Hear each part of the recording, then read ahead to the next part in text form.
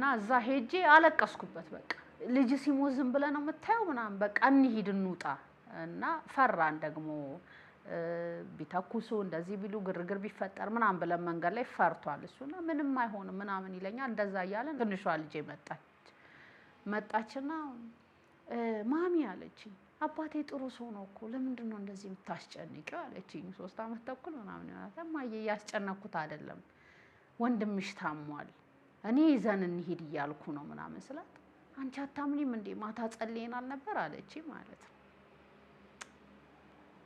በቃ መታኝ ሆነ ነገር ጌታ ሆይ አልኩ ይሄው በቃ ከፈለኩ ሰደው